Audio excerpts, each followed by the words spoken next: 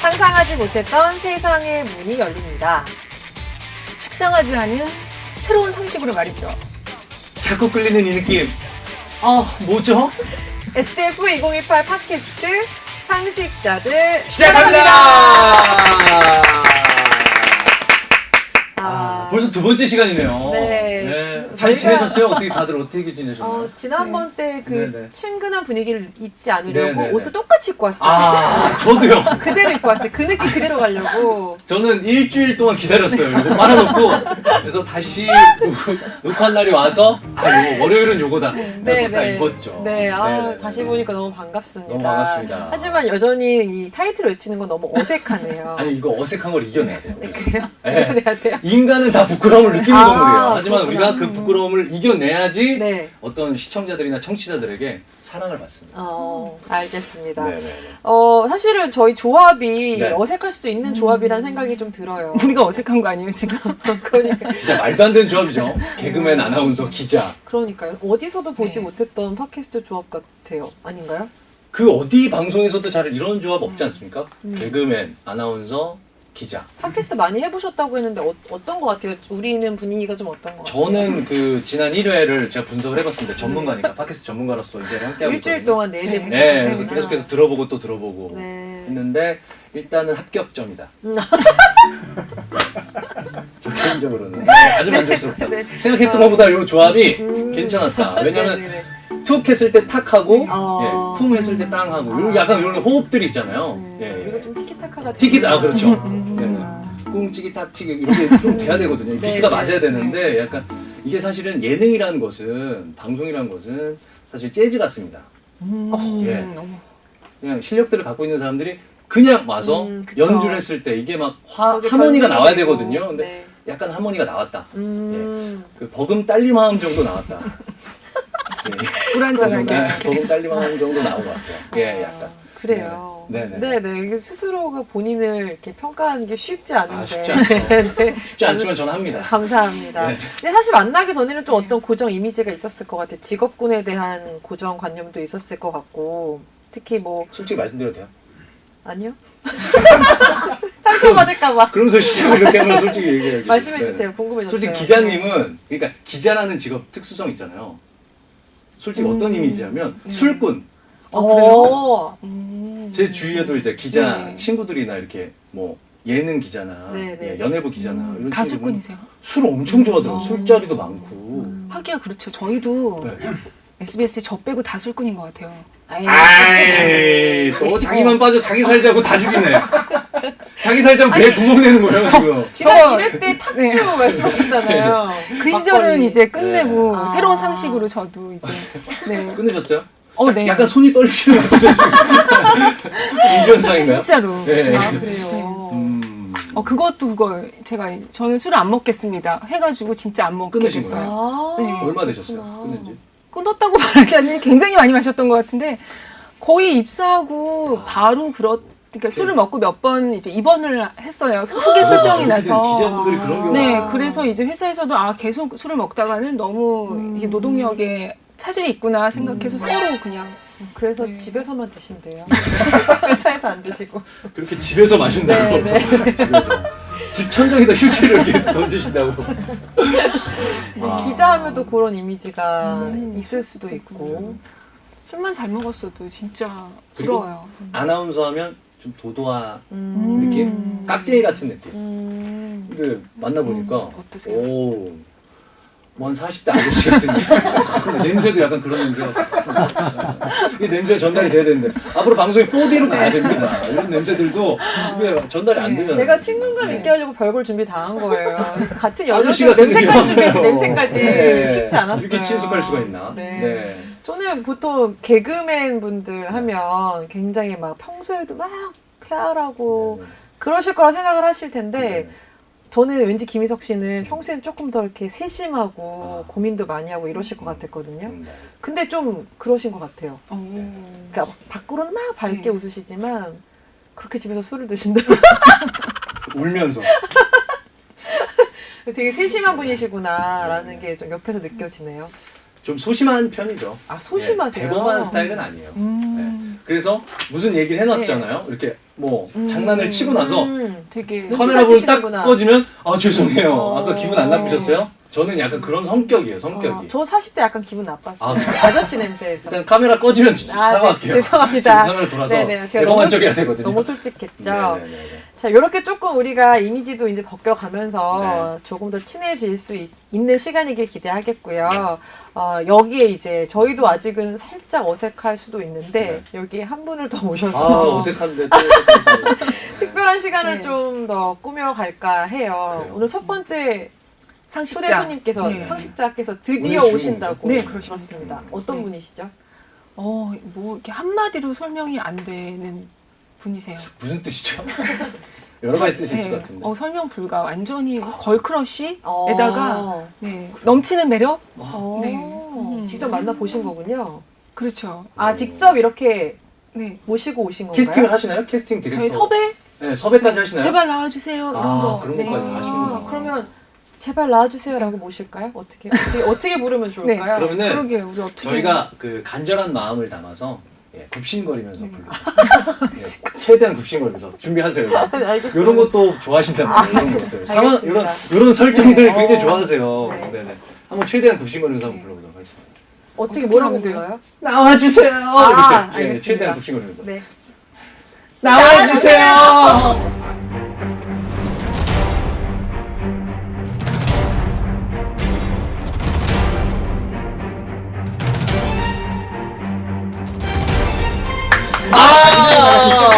안녕하세요. 반갑습니다. 예, 반갑습니다. 예. 안녕하세요. 예, 안녕하세요. 안녕하세요. 진짜 감사합니다. 아, 예. 아니 헤어스타일이 너무 파격적이신데요? 아, 일부러 그런 건 아니고요. 아, 네, 네. 유전이에요, 유전. 아, 아니 길이 네. 색깔 컬러도 짧은 그렇지만 거요? 아, 네, 그래가지고 굉장히 파격적으로. 여자 화장실 다닐 때 좀 힘들어요. 만나서 반갑습니다. 반갑습니다. 예, 반갑습니다. 어떻게 네, 저희가 와주셔서 너무 감사합니다. 너무 좀 쑥스러우시겠지만 어쨌든 자신의 소개를 부탁을 드려야 될 것 같아요. 아, 저는 서강대학교 사회과학연구소에서 책임연구원을 하고 있는 조희정입니다. 아, 네, 반갑습니다. 반갑습니다. 아니 그렇게 섭외가 힘들었다고. 아, 저도 아니 그게 그 뜻이 아니었나요? 나와주세요. 나는 또 아, 그래서. 저희가 사실 조 선생님께서는 네네. 저희 아까 간단히 말씀드린 그 SDF에 네.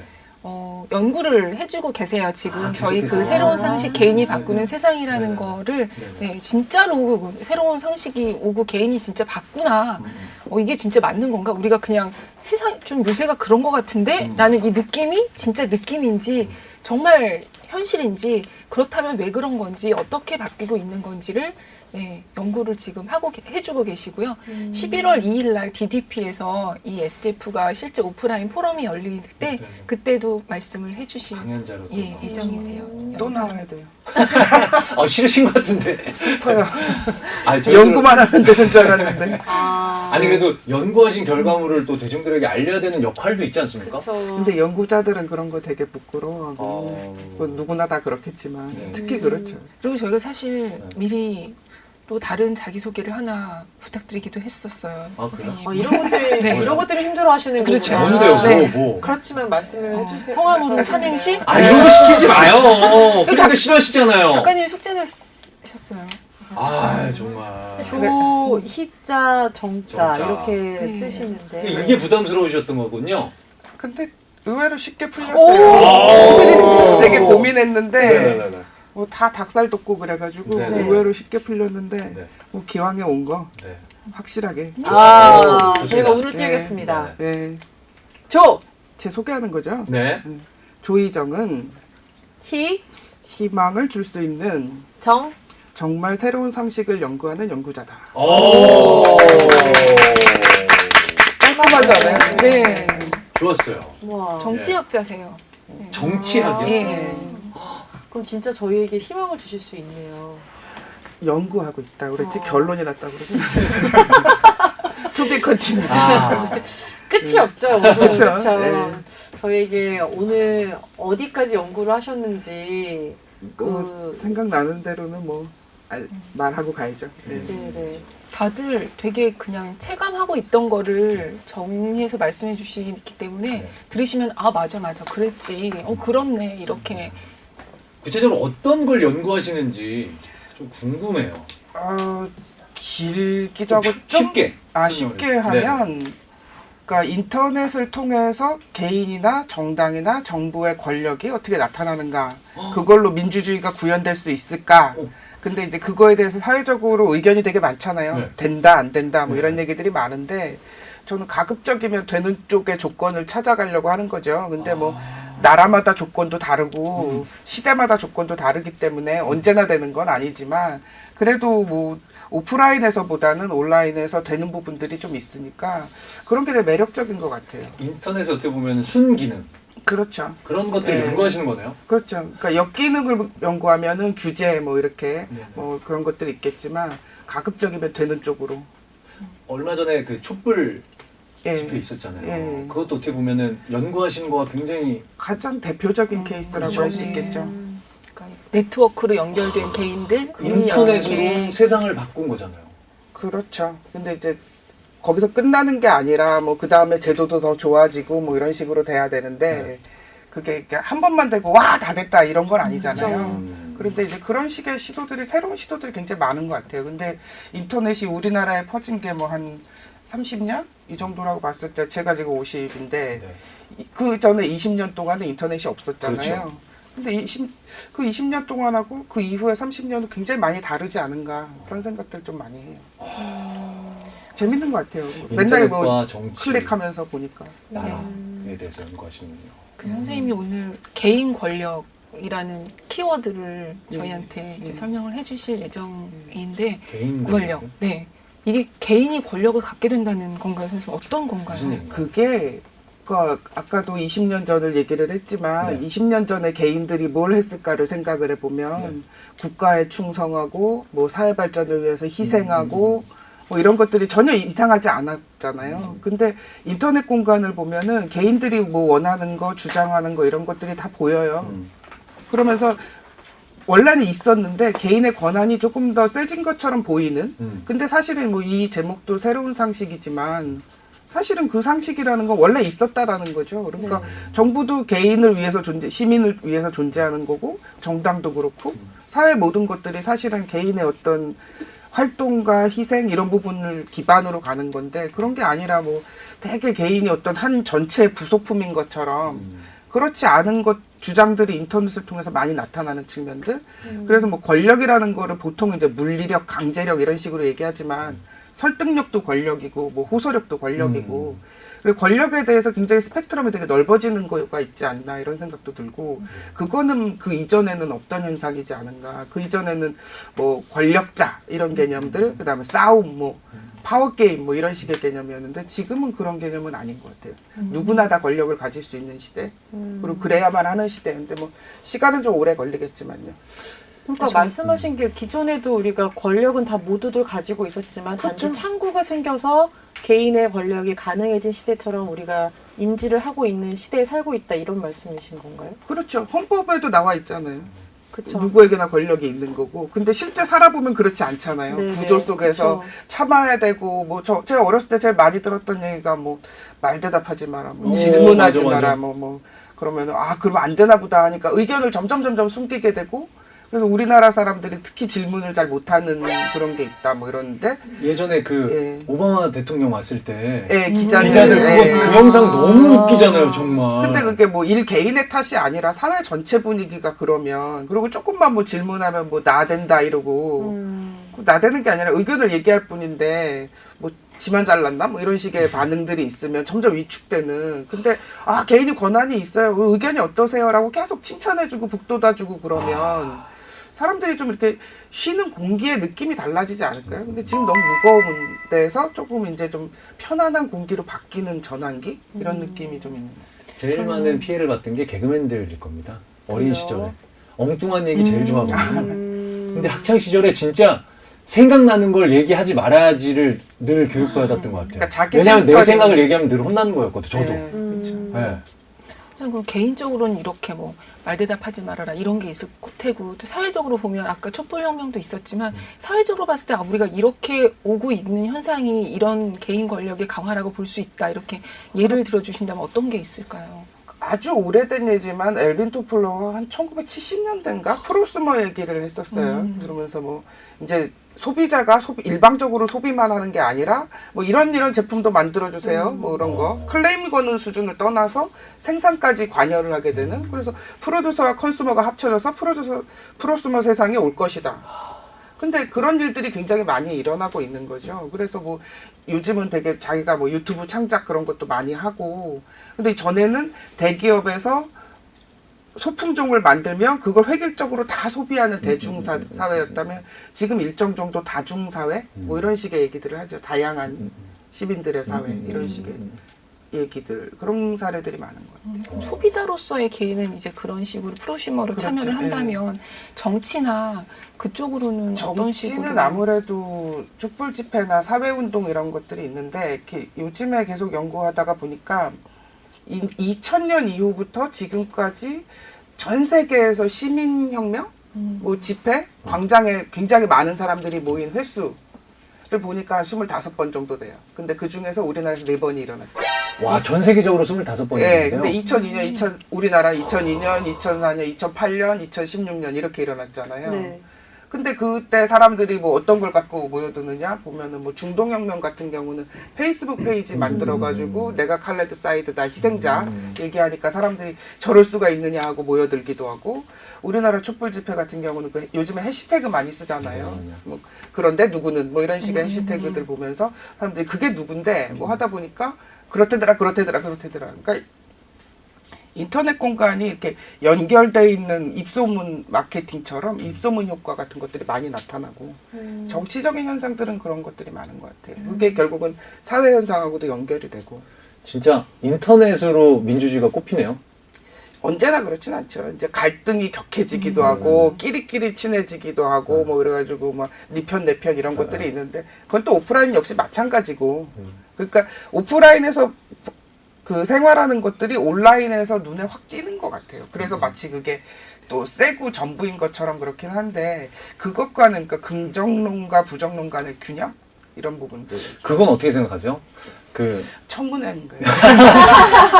기억이 나지 않습니다. 하지 아까는 마십시오. 화목하게 막 얘기하시더니 아니 궁금한 게 막 떠올라서 거의 선생님, 무슨 정말 너무 똑똑하신 분을 뵈니까 무슨 압박 면접 보는 게 근데 저는 정말 똑똑한 분들이랑 이야기 나눌 때 약간 희열 느껴요. 그게 느껴지거든요. 지식이 흘러 넘쳐서 입으로 나오는 것 같은 느낌? 저희들은 잔재주잖아요. 기교를 통해서 입을 얘기하는 개그맨들에 비해서 우리랑 스킬 자체가 뭔가 많이 이게 뇌 속에 채워 넣어져서 이게 흘러나오는 것 같은 느낌은 전혀 다르거든요. 저희랑 이야기하는 방법 자체가. 그래서 되게 희열 느껴요. 제가 지금 그런 분들. 기 빨리고 있는 거예요. 그런 분들이랑 이야기 나눌 때 너무 재밌어요. 저는. 우리 빨리 길을 다 빨아서. 네네네. 자, 빨리 계속 질문해, 박선영! 많이 먹고 다 빨아먹어. 지금 1시간밖에 없어, 우리한테 주어진 시간이. 그러니까 우리 뭐 해외도 그렇고 국내외적으로 예를 들어주셨는데 국내의 그 큰 예 말고 촛불 혁명 외에 또 외국의 사례는 어떤 것들이 있는지 궁금해져요. 외국에는 정치적으로 이제 캠페인 같은 것들이 다른 것 같아요. 선거운동 같은 것들 가장 잘 알려져 있는 게 이제 오바마의 선거운동인데 오바마가 인터넷을 썼다더라 그게 아니라 인터넷에 있는 사람들과 어떻게 수평적으로 소통했느냐 뭐 이런 것들이죠. 근데 과거에 우리가 선거운동을 했던 방식을 보면 연단에 올라가서 그렇지 않습니까? 그리고 거기 올라간 사람들은 모두 다 애국자고 뭐 이런 식이었는데 요즘은 막 팩트 체크 뭐 이 얘기도 많이 나오기도 맞아. 하지만 그 사람 과거에 어떻대더라 그런 게 다 나와 있고 그러니까 유권자 후보자 간의 거리가 예전에는 이만큼 멀었었는데 지금은 굉장히 가까워 있는 네. 그런 식의 상황들 그리고 그게 선거운동 그러니까 보통 폴리티컬 캠페인 이런 데서 굉장히 많이 나타나고 있는 것 같아요. 그리고 또 뭐 네네네. 억울한 일 당하면 요즘에 막 많이 얘기하고 있는 미투 갑질 그 얘기 역시 마찬가지죠. 그래서 예전에 억울하면 어디를 찾아갔을까요 우리가? 경찰서? 경찰서, 국회의원 구청, 같은 걸 관공서, 보내고. 국회의원들한테 찾아가는 사람은 의외로 별로 그리고 너무 멀게 그 느껴지는. 여의도 국회의사당 앞에 가면 1인 시위 하시는 맞아. 거 그렇죠. 이런 거 진짜. 광화문 앞에서 1인 시위 지금도 계시죠. 네. 너무 힘들고 너무 억울하면 그렇다고 뭐 쉽게 억울함을 호소하는 것까지는 아니지만 어쨌든 지금은 게시판이 어느 관공서라도 다 있고 국회의원들도 있고 그 반응을 굉장히 중요하게 생각하고 그럼 그 발언한 사람은 그만큼 힘이 있게 되는 거죠 결국은.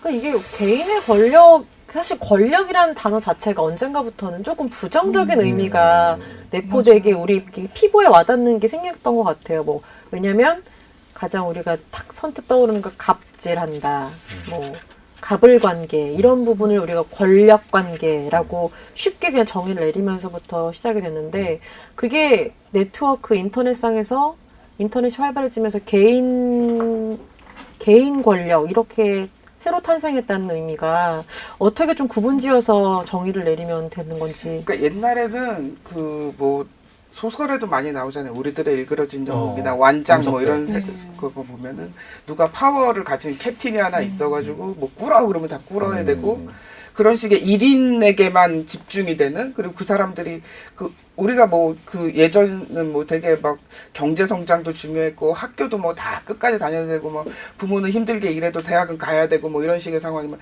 대학 간 사람은 너무 훌륭하게 생각하고 고시 통과한 사람 너무 훌륭하다고 그러고 나머지는 다 검증 안 해버리고 시험만 통과하면 그 나머지는 그 사람이 다 잘해서 하겠거니.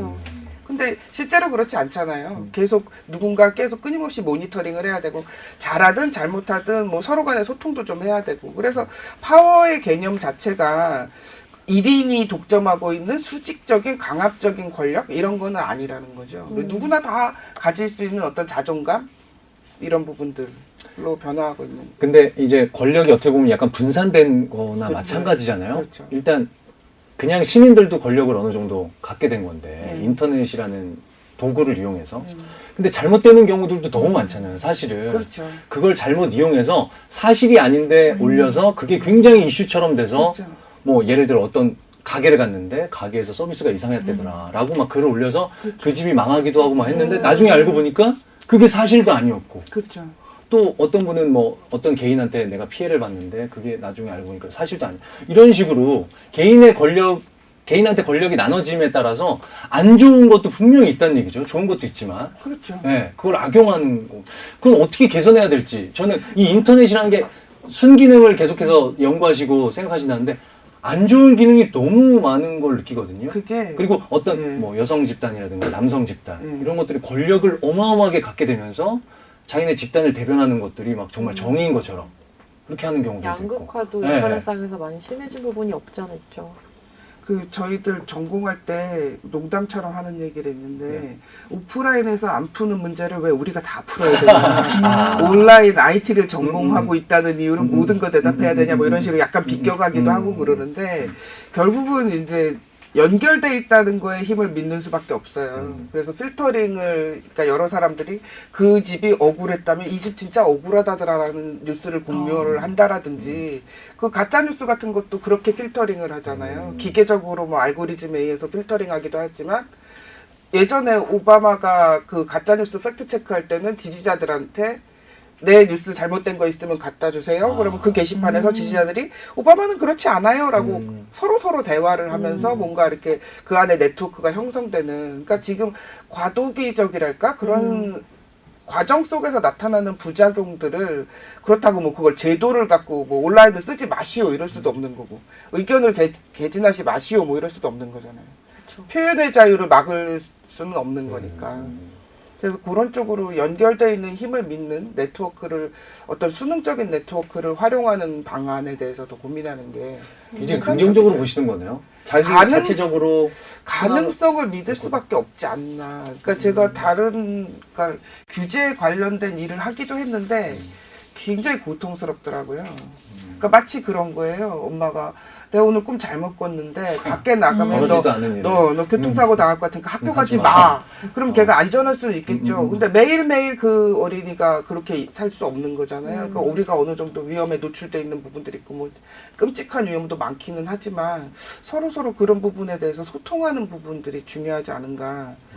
일방적인 규제로 도대체 무엇을 얻을 수 있는가라는 거에 대해서는 좀 고민해봐야 되지 않나. 조희정 박사님 그러면 약간 그런 것도 있나요? 아까 그런 부작용을 걱정했던 것도 이제 개인이 권력을 갖는데 그 개인 중에는 다양한 개인이 있잖아요. 그렇죠. 뭐 그렇죠. 의식 있는 개인도 있고 뭐 근데 그럼 여기서 주로 이제 우리가 주목하는 개인이라고 함은 좀 어떤 이런 사람을 우리는 여기서 이제 개인이라고 말해 뭐 이런 식의 개인에 대한 규정이 있나요? 그러니까 그냥 언뜻 생각하면 그냥 피해자 이렇게 생각할 수 있잖아요. 근데 저는 그냥 일반 시민? 내 개념으로 생각을 해야 될 것 같아요. 근데 누군가는 시민이라는 말을 쓰는 것도 굉장히 피곤해해요. 국민이 맞지. 근데 국민은 태어날 때부터 국민이죠. 어느 나라에나. 근데 시민은 어느 정도 좀 의식을 갖게 되는 측면들이 있죠. 근데 제가 학교에서 강의할 때 시민은 자기가 억울한 거를 공적으로 풀 줄 아는 사람이야. 뭐 이런 식으로 얘기를 하거든요. 근데 교과서적인 정의는 있어요. 시민은 뭐 참여를 해야 되고 뭐 어쩌고저쩌고 말이 있는데 결과적으로는 그 얘기죠. 뭐 살면 뭐 100년도 못 사는데 그 과정에서 자기가 크게 억울하지 않고 그리고 그 억울할 때 그걸 어떤 식으로든 공적으로 풀 수 있는 그런 능력을 가진 사람들. 그리고 뭐 그런 개인의 권력이 드러나서 피해가 있다? 정부는 그럼 정당은 피해를 안 줬나? 뭐 이런 느낌도 있고요. 좀 그렇잖아요. 어려워요, 선생님. 그 부분 한 번만 좀. 아니 그러니까 개인이 권력을 막 뭐 발휘를 해서 좋은 점도 있고 나쁜 점도 있는데 나쁜 점을 막 강조하는 사람들 있잖아요. 네. 그게 다 인터넷 때문이야라든지 저 개인이 뭐 저 사람이 언제나 옳은 것도 아닌데 뭐 지가 누구 대표라고 저런 얘기를 하나 뭐 이런 식의 얘기를 하는데 물론 대의제적으로 뽑은 어떤 뭐 행정부도 있고 입법부도 있고 사법부도 있는데 우리가 매일 뉴스에서 보는 거는 거의 그런 부분에 대한 네거티브한 뉴스 아닌가요? 제가 50년 동안 뉴스 보면서 여러분 오늘 세상이 정말 살기 좋아졌습니다 이런 뉴스는 단 하나도 본 적 없는 것 같아요. 근데 갑자기 인터넷에서 개인 권력이 생겼다고 그래가지고 그게 다 나쁘다고 말하는 거는 비평의 밸런스가 안 맞는 거 아닌가라는 느낌도 좀 있어요. 그런 생각도 해봐요. 권력 있는 사람들이 권력 뺏기기 싫어서 그런 이야기들을 하는 거 아닐까. 일단 시민들한테 권력이 가면 본인들이 지금 갖고 있는 권력을 나눠줘야 되는 거니까. 그게 싫을 수도 있고 좋게 해석하면 낯설기 때문인 것 같아요. 공유하는 법을 안 배웠잖아요, 우리는. 누가 리더를 하면 맨날 반장 뽑아야 되고 반장 돌아가면서 하고 추첨제로 하죠. 그럼 그럼 반장의 격이 떨어지지 무슨 얘기냐 뭐 이런. 근데 안 그러잖아요. 아무나 하면 어때? 그리고 뭐 자리가 사람을 만들 수도 있는 맞아, 거고 맞아. 책임감에 의해서 뭐 하나라도 누군가 다 장점이 있는 거고 그런 식으로 그러니까 뺏기기 싫다라고 말하면 이제 그게 정치적인 행동이 되는 거고 일정 정도는 훈련이 안 돼 있기 때문에 낯설기 때문에 그 과정이 지금이라는 그래서 뭐 이 제목도 새로운 정말 상식인데 새롭다고 얘기할 수밖에 없는 현실. 그리고 당연한 건데 국민들이 권력을 갖고 있다는 당연한 건데 국가의 권력은 국민한테 나오는 헌법에 거니까. 나와 있잖아요. 네. 근데 말씀하신 것처럼 이게 과도기기도 하고 전혀 새로운 것이 아닌데도 전혀 새롭게 이야기를 화두 삼아야 하는 지금 이 상황에서 이 분야를 연구하시면서도 굉장히 좀 어려운 점도 많으셨을 것 같아요. 그게 되게 웃긴 거예요. 그러니까 저는 20년을 아날로그로 살고 30년을 디지털을 연구했잖아요. 그러니까 비포 애프터가 너무 뭔지 다들 아시네. 너무 알겠는데 요즘 애들은 미니홈피도 몰라요. 태어날 때 이제 어릴 때 있었다 뭐 이런 식의 얘기들도 하고 도토리도 모를 거 아니야. 이거. 네, 일초도 모르고. 학생들한테 미니미도 모르고. 수업할 때 예전에 이제 인터넷 수업 아니고 정치학 수업일 때는 뭐 6.29 선언은 60년대 뭐 이런 식으로 얘기하는 친구들도 있고 근데 겪어보지 않으면은 더 그런 거 있잖아요. 그러니까 요즘 친구들한테는 개인 권력이 새로운 게 아니에요. 이미 어렸을 때부터 어쩌면 느꼈고. 진부한 제목일 수도 있는 거예요. 권력 당연히 나한테 있지 무슨 소리야. 내가 세금 내고 내가 뽑았는데 내가 먼저지. 그게 너무 그런 자연스러운 거. 게 네. 아이돌도 이젠 네. 시청자가 뽑아요. 그렇죠. 그렇잖아요. 네. 그러니까 어린애들은 당연히 연예인도 내가 초이스할 수 있어. 그렇죠. 근데 예전에 시청자 의견 하려고 그러면 그럼요. 전화 걸면 안 받아요. 엽서 보내고 채택될 때까지 별의별 스토리 다 쓰고 뭐 이런 거. 저 처음에 왔을 때만 해도 자기가 만약에 실수했으면 전화기 이렇게 예능국에서 전화기 이렇게 빼놔요. 아예 전화 중으로 나오고 거예요. 피하려고 전화기 이렇게 들어 그러면 시청자들이 전화를 걸 수가 없는 거예요. 그냥 전화기 빼놓으면. 그랬었는데 이제 세상이 바뀌어. 맞아요, 선생님. 그런 박사님 보신 그런 디지털 네이티브라고 부르는 그런 젊은 친구들은 남이 나를 대표해 주는 게 싫고 그냥 내가 나를 대표하고 이런 세대 그런 건가요? 그러면 그런 그렇죠. 게 요즘 제일 많이 하는 말이 나는 내가 대표한다. 뭐 이런 거. 그렇죠. 근데 이제 대의제라는 게 있고 선거가 있고 우리는 대표를 뽑고 인구도 많고 모두가 정치를 할 수도 없고 뭐 이런 식의 것들이 있지만 기본적으로는 태어날 때부터 아이패드 딱딱딱딱 누르고 막 이런 친구들은 뭘 자기가 하는 게 이상하지 않은 거죠. 수동적이지 않은 부분들이 물론 이제 능동적이라고 다 좋다 뭐 미래 세대가 맞아요. 희망이다 뭐 이런 건 아니지만 일정 정도는 개인의 속성이 달라지는 부분들은 인정을 해야 될 것 같다라는 생각이 들어요. 그럼 세대별로 그런 특성이 다 다르기 때문에 이런 뭐 그 세대를 아우르는 어떤 새로운 개념을 정립하는 데 있어서 어려움을 느끼시는 건가요? 그거 좀 다른 것 같아요. 그러니까 디지털 네이티브라고 돈 탭스콧이라는 사람이 얘기는 하긴 했는데 요즘은 디지털 노마드라는 말을 훨씬 많이 쓰거든요. 들어본 것 같아요. 그리고 뭐 디지털 네이티브라고 10대, 20대만 디지털 네이티브도 아니고 세대라는 거는 일정 정도 연령이 들어가 있는 개념이잖아요. 네. 근데 사회적으로는 그런 계층 부류가 나타나는 거예요. 디지털에 익숙한 계층들이 반응도 좀 물론 이제 참을성이 없긴 하죠. 막 클릭 막 이렇게 하고 막 왜 안 떠? 막 사이트 3초 안에 안 뜨면 망하고 뭐 이런 식의 얘기들도 있긴 한데 그런 거 말고라도 어떤 소통하는 거에 굉장히 익숙하고 대답 뭐 질문하고 대답받고 근데 우리 세대만 해도 전혀 그렇지 않은 그런 그게 세대라고 얘기하는 개념도 되게 근대적인 개념이고 그러네요. 요즘은 안 맞는 것 같아요. 그래서 어느 개념이 맞나 쭉 보니까 디지털 노마드가 맞는 것 같아요. 돌아다니면서 디지털 기기를 가지고 그리고 어떤 학자는 그렇게 얘기하잖아요. 스마트폰이 또 하나의 뇌다. 뭐 이런 얘기를 하잖아요. 그리고 예전에는 전화번호 다 외우고 수첩에 다 쓰고 뭐 맞아. 7자리까지는 인간이 맞아. 외울 수 있다 뭐 막 50개 외우고 뭐 내가 몇 개 외우나 테스트하고 뭐 이런 식으로 하기도 했는데 요즘은 자기 번호도 모르잖아요. 그렇죠. 잘 모르죠. 네. 박선영 아나운서 몇 개예요 전화번호 친구? 이게 없죠? 점점 사라져요. 그러니까 저 예전에는 없어. 꽤 외웠는데 어. 이게 그럴 필요성을 느끼지 않으니까 뇌가 그냥 아예 의존적으로 되는 것 같아요. 옛날에 그리고 노래도 다 외웠었거든요. 대중가요. 맞아. 근데 지금 하나도 못 외우는 것 같아요. 정말. 진짜 그래서 네. 뭐 어떤 사람들은 그걸 이제 디지털 치매 뭐 이렇게 얘기하기도 하죠. 그러면 이제 그 부분에 또 이제 다른 과제들이 남아 있죠. 그럼 뇌를 또 계속 어떻게 써야 될까? 뭐 안 쓰면 계속 퇴화할지도 몰라. 뭐 이런 식의 문제들도 있긴 한데 어쨌거나 그런 세대들이 새로운 세대들이 형성되는 부분들 네. 그런 거가 있는 어쨌든 이 새로운 상식 SDF 11월 2일이라고 말씀하셨나요? 네. 조희정 교수님께서 이제 강단에 올라서 이런 개인 권력에 대해서도 이야기를 해주실 텐데 개인 권력에 대한 이 낯설지 않지만 낯설은 개념에 대해서 설명해 주시고 이게 어떻게 나아갈 방향에 대해서 제시를 분명히 해주실 것 같은데 연구 중이시지만 네. 어떤 이야기들을 우리가 만날 수 있을까요? 저는 그러니까 국내에서나 해외에서 개인 권력이 발휘된 유형 그리고 그것이 나타나게 된 배경, 비포 애프터는 어떻게 달랐나? 그다음에 그런 나타난 사례들을 어떻게 유형화할 수 있을까? 뭐 고발형도 있을 거고, 뭐 소통형도 있을 거고, 뭐 제도를 바꾸는 사람들도 있을 거고. 그래서 우리는 무엇을 해야 되는가? 근데 그게 어떤 도덕적인 결론이라기보다는 열린 결말? 문제가 이렇게 많은데 옛날하고 이렇게 달랐는데 그리고 그걸 들으시는 분들이 이제 뭐 인터넷으로 들으시면은 뭐 젊은 세대도 있을 거고 오프라인에 오신 분들도 뭐 굉장히 연령이 천차만별인데 뭔가 이렇게 사회과학이 그래요. 언제나 자연과학처럼 실험실에다가 인풋 딱 집어넣어가지고 아웃풋이 빵 나오고 뭐 이런 게 아니라 물음표 사회과학은 영원히 이제 가장 많이 쓰는 키워드 왜 그다음에 so what 그래서 어쩌라고 뭐 이거거든요. 근데 이제 열린 결말 같은 거죠. 그래서 우리는 어떻게 해야 될까? 뭐 이런 계속 이렇게 아까처럼 뇌를 쓰게 하는 그래서 열린 질문들을 한 몇 가지 정도 뭐 너무 많으면 또 기억이 안 되니까 임팩트 있는 질문을 좀 던져야 되지 않을까? 자 이제 이렇게 됐는데 이런 판인데 우린 어떻게 할까요? 뭐 이런 얘기를 할 수 있으면 하고 싶어요. SDF 새로운 상식자들 함께하고 계시고요. 서강대학교 사회과학연구소 조희정 박사님과 함께 개인 권력에 대해서 이야기 나누고 있어요. 저 박사님께서 계속 이렇게 청문회냐 너무 이렇게 딱딱한 것 질문이 같으세요? 많다. 나만 괴롭히는. 아니 지금 선생님 얘기 듣자고 저희는 아니, 다 모인 거거든요. 아니 박사가 죄는 아니잖아요.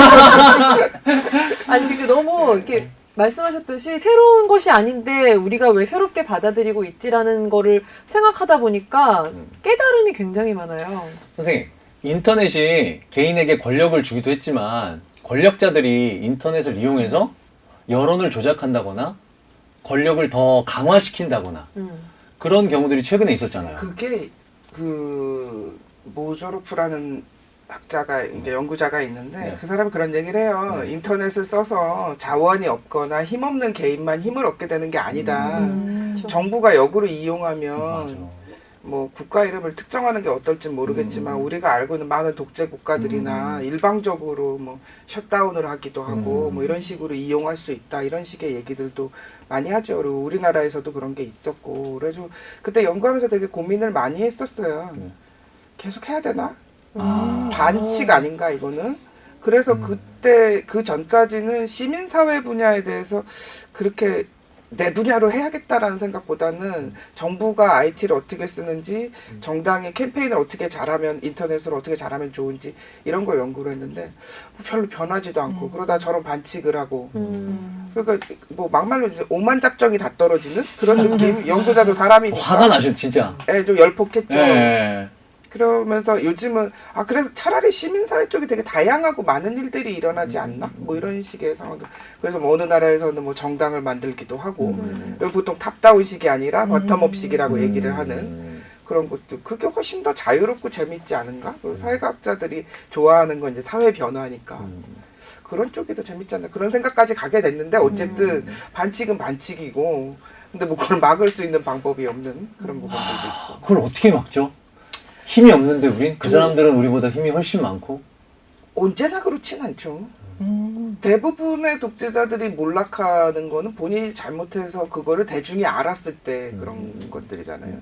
정치학길에서 뭐 그런 얘기를 할 수밖에 없는 거지만 대부분의 많은 혁명들이 결국은 광장에 많이 나와 있는 그 시민들, 개개인 그 사람들이 무슨 힘이 있겠어요. 근데 뭉치면 뭐 그런 거죠. 그러니까 힘에 대한 편견을 좀 버려야 될 것 같아요. 힘이 아까 그 이렇게 세대 간의 그 강제력 이런 게 아니라니까요. 이제는 설득력도 있고 뭐 하드 파워, 소프트 파워 얘기도 많이 하잖아요. 하드 파워, 군사력, 외교력, 소프트 파워, 문화적인 매력. 매력만큼 더한 힘이 있는가? 공감만큼 더한 힘이 있는가? 뭐 이런 것들이죠. 연예인도 힘을 갖는 거죠, 그럼? 매력으로? 지금은 BTS가 갑 그래, 요즘은 BTS가 내가 볼 때는 모든 정치인들을 만날 때마다 BTS는 어떻게 성공했답니까? 그래가지고 실제로 그게 있죠. 근데 이제 정치인들이 또 그렇게 접근하는 거 아니야? 뭐 로고송이나 뭐 선거송이나 누구 찍어주세요 이거 한 번만 찍어달라고 BTS한테 또 그런 걸로 이용하려고. 일방적으로 하면 안 돼요 이제는. 일방적으로 해서 약발이 들어가는 시대는 끝났다고 봐야죠. BTS야말로 정말 새로운 상식으로 이렇게 그렇죠. 그러네. 그러니까 성장하는 거대 기획사와 다른 어떤 마케팅 그런 부분. 팬들과의 그런 굉장히 상호작용. 상징적인 것 같아요. 그 히어로, 어벤져스 이런 느낌이 아니라 계속 끊임없이 알리는 수평적 소통. BTS도 연구하셨나요, 그럼? 하고 싶어요. 모든 여자들은 다 BTS를 연구하고 싶군요. 연구조사 기법에 필드 스캔, 현장 조사 이런 거. 미적 조사. 심층 인터뷰. 네. 그러면은 정말 그리고 뭐 한 달 동안 스케줄 같이 다니면서 어떻게 홍보하세요? 이런 것들. 좋은 연구 대상이. 저희와 함께 하시면서 그 조희정 박사님의 그런 어떤 의제가 좀 많이 유명해져서 실제로 BTS를 이렇게 아니 그런 호흡이 나오나요? 그 정도인가요? 괜찮으세요? 어려워. 들숨을 저렇게 이렇게 지금까지 해서 한 얘기 중에 네. 가장 마음에 대박인데? 이게 지금 적어 놓으셨어. 안 좋은 효과만 있는 건 아니군요. 네. 청문회인 줄 알고 괴로워하지. 저희가 사실 귀찮은데? BTS 말이 나와서 드리면은 네. 정말 정말 이게 너무나 새로운 상식의 가장 좋은 사례잖아요. 그래서 진짜 포럼에 모시고 싶었는데 또 여기서 BTS를 당연히 여기서 당연히 다 모시고 바로 싶어, 정말. 까였죠. 포럼 대박 날 텐데. 그럼요. 그럼 저희가 포럼 월- 이름도 BTS 월드 포럼으로 다 글로벌 버전에 국내 따위 뭐 막 이러면서 글로벌 버전으로. 진짜 가진 안타깝네요. 그런 루트를 통해서 찾아가는 네. STF는 어때요? 우리가 어디에 계시든 찾아가는 뭐 이렇게 해외 공연할 거 아니에요? 사장님 떨고 계신 거 아니에요? 출장비 막 예산. 또 아무데나 찾아갈 수도 없는 것 같아요. 그쵸. 뭐 간다고 해서 들여 보내주는 것도 아니니까. 그래서 그 아까 뭐 버즈 마케팅 얘기도 잠깐 했었는데 크라우드 펀딩 같은 거 되게 많이 하잖아요. 창작을 지원하기도 하고 아이디어를 지원하기도 하고 제품을 지원하기도 하고 뭐 이런 부분들 그것도 개인 권력이죠. 대기업 뭐 이런 거보다 요즘은 뭐 소셜 미디어에서 이렇게 해가지고 와 이거 새로운 제품 해가지고 입소문 나가지고 대박 뭐 이런. 맞아, 요즘 그런 거 많아요. 네. 인스타그램이나 페이스북도 네. 회사에서 그냥 홍보 영상 하나 올리고 이런 제품을 우리가 개발했다, 펀딩 받는다 이렇게 그냥 올려버리는 경우 있어요. 그러니까 기존에 있던 행위자들의 대응 방식이 달라졌어요. 그러니까 방송사도 그렇고 언론사도 그렇고 뭐 대기업도 그렇고 마케팅 방법도 바뀌었고 홍보 PR 방법도 바뀌었고 브로드캐스트 방식도 바뀌었고 내로 캐스팅 뭐 이런 얘기도 하잖아요. 브로드하게 캐스팅하지 않잖아요. 그런 것들. 그래서 9시 뉴스가 대변했던 시대는 아니잖아요, 지금. 선생님 저희는 8시 뉴스입니다. 아, 예. 압류. 압류. 그렇죠. 그 구시대죠. 9시 뉴스는. 근데 구시대라. 구시대는 9시. 아니 8시지 요새는. 아마 그럴걸요. 요즘 세대는 8시예요. 네. 근데 그럴 방금 겁니다. 말씀하신 부분이 또 팔뉴스를 만드는 사람들의 고민이기도 해요. 실제로요. 그러니까 그게 아까 낯설은 막 이런 얘기를 했는데 그냥 해가지고 막 뭐 광고회사 딱 잡아가지고 대량으로 쫙 광고하면은 올킬되는 그런 시대가 아니기 때문에 네, 네. 도대체 개인이라고 생각하는 건 머리가 아픈 거죠 이제. 어떻게 만족시키지? 뭐 이렇게 하는데 당연히 만족시키려면 머리가 아파야죠. 정치인이든 뭐 기업인이든 다 그걸 계속 고민하고 그런 것들이 세상 살아가는 어떤 하나의 관계인 거고. 근데 뭐 아무것도 안 하고 예전에 돈 다 풀었으니까 되게 좋았다더라. 그럼 그때는 좋았지만 지금은 아닌. 그걸 인정하기 싫은 어떤 갈등 이런 것도 굉장히 많은 것 같아요. 근데 이렇게 정치적이나 사회적으로는 그렇게 개인이 많이 힘을 권력을 갖게 되는 것 같기도 하고 실제로도 그런데 또 경제적으로는 되게 양극화가 심하잖아요. 그렇죠. 근데 이렇게 양극화가 아주 심한 상황에서 또 이런 그러면 힘도 그렇게 양극화 되나요? 그건 어떻게 봐야 되나요? 양극화 뭐 그게 양비론으로 얘기하는 게 안 좋기도 한데 되기도 하고 안 되기도 하고 어디는 되게 극렬한 커뮤니티가 있고 그래가지고 뭐 죽을 듯이 싸워요. 그러면 그게 니네 왜 싸우지 마 이런 게 아니라 다 이유가 있기는 해. 근데 또 어디는 또 되게 잘 지내고 있어요. 그래서 커뮤니티마다 어떤 회칙을 가지고 어떻게 움직이는가를 연구한 적이 있거든요. 룰이 다 달라.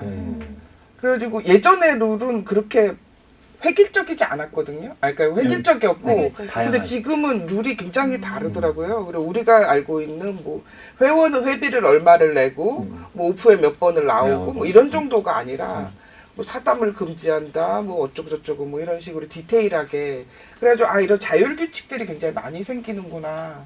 그러니까 역시나 이게 우리 사회가 좀 이렇게 짧은 시간 안에 굉장히 많이 발전하고 뭐 빨리빨리가 제일 익숙한 곳이고 대한민국에서 하면 뭐 다 되면 몇 달이면 건물도 지어 뭐 이런 얘기도 하기도 하지만 그 이런 인식이나 어떤 사회적인 행태가 바뀌는 건 시간이 좀 걸려야 되는 부분들.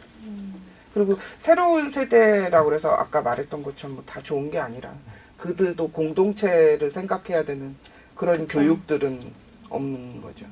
그들이 뭐 이기적이나 개인주의적이다 이런 얘기가 아니라 공동체가 뭐고 너 친구 옆에 있는 친구하고 게임을 너 혼자만 하지 말고 같이 하는 거는 어떻게 하는지 아니? 그러면 그거 잘 대답할 수 있는 친구들이 몇이나 될까? 뭐 그런 부분들. 이 이야기를 나누다 보니까 내가 나도 모르게 굉장히 어떤 생각의 틀에 가두어서 나를 생각했구나라는 게 새삼 느껴지네요. 아까 저는 오늘 제일 인상 깊었던 게 세대라는 게 꼭 그렇게 나이로 더 이상 나뉘는 것이 아니고 세대라는 옛날 개념 개념인 자체가 거야. 옛 개념이다. 권력이 꼭 힘 관계가 아니다. 이렇게 말씀하시는 게 그래 나는 왜 당연히 권력은 힘. 뭐 이렇게 계층이 나누는 걸 왜 세대로 나눌 생각을 했지? 나는. 그게 교육과 사회적인 분위기 효과인 것 같아요. 교과서도 하나였고 가르치는 거는 맨날 뭐 이제 굉장히 탑다운적인 그런 것들 네. 많이 가르치고 사회적으로도 눈치 좀 봐야 되고 외국 가서 제일 편한 게 그런 거 눈치 안 봐도 되는 거 약간 편할 때 있잖아요. 근데 우리는 그런 거 좀 많이 수동적인 어떤 복종 이런 것들이 굉장히 오랫동안 너무 익숙해져 있어서. 예, 전쟁 후에 뭐 이제 다 열심히 잘 살아야 되는 부분들이 있어요. 경제적인 부분에 굉장히 집중하게 되는 모두가 잘 살게 된 건 아니지만 그래도 어느 정도 살게 됐고 사람들이 어느 정도 똑똑해졌고 그러면서 가능성을 생각해 봄직한 뭐 할 수 있다 뭐 이런 것들도 있고. 서강대학교 사회과학연구소 조희정 박사님과 함께 개인 권력에 대해서 이야기 나누는데요. 뭐 아까 이 분야가 좀 그렇습니다. 열린 결말입니다라고 말씀하셨지만 그래도 개인 권력 무엇이다라고 정리를 해주실 수 있을까요? 또 명언 타임 뭐 그렇죠. 이게 엔딩입니다. 지금 엔딩으로 가는 겁니다. 가장 중요한 네네네. 것이 생각을 했죠 제가. 그게 그 러브 액츄얼리라는 영화 있잖아요. 네. 그 뒤에 있는 말이 뭐예요? 뭐지? 러브 액츄얼리. 에브리웨어. 아, 그런가요? 네. 나 왜 러브 그러면은 액츄얼리만 알고? 그 앞에 말을 바꾸면 다 돼요. 그러니까 파워 액츄얼리 에브리웨어. 폴리틱스 액츄얼리 에브리웨어. 그래서 제가 수업할 때 자주 하는 말이거든요. 정치는 어디나 있고 어디나 있구나. 껌값을 결정하는 것도 정치다. 여의도에만 있는 게 정치가 아니에요. 세종로에 있는 것만 정치가 아니다. 뭐 이런 얘기를 하는 거. 괜찮지 않아요? 명언 박수요. 야, 너무 좋았습니다. 와, 멋지다. 그러니까 파워 개념을 특정한 누가 소유 이런 게 아니고 공유. 뭐 나든 뭐 누구든. 그러면 이제 그 사람도 파워가 있든 어떤 야, 여기도 공유가 나오네. 공. 그 공유. 공유는 뭐 하여튼 어디든 다 나오니까. 또 좋텐다 또 박사님. 공유 나오니까. 바람직한 단어. BTS랑 공유만 기억나겠구만 오늘 또. 다 그런 거죠. 아니 선생님 문화의 파워죠. 누가 제일 오늘 수업 잘 들었습니까? 저희 오늘 방송하면서. 저 이거 이제 이걸로 써먹어요. 찍어주세요. 아니 뭘 한번 그러니까 찍어야죠. 이렇게 해서 권력을 뭐가요? 한 사람한테 하면 안 된다. 이것도 권력을 주는 거예요? 그러니까 강의랄까? 아니 그러니까 얘기를 했을 때 좋은 효과는 그 사람들 머릿속에 복잡해지는 거예요. 그쵸. 너무 복잡해요, 지금. 재밌었는데 나가면서 아씨 물음표가 너무 많아졌다 내 머리에. 그러면 그 얘기 대화는 성공한 거예요. 그럼 하나 딱 답을 답을 자기가 찾으면 되잖아요. 그럼 해볼까 봐요. 누구의 머릿속에 가장 물음표가 지금 많이 오늘 생겼으니까 제가- 우리 모두들 어.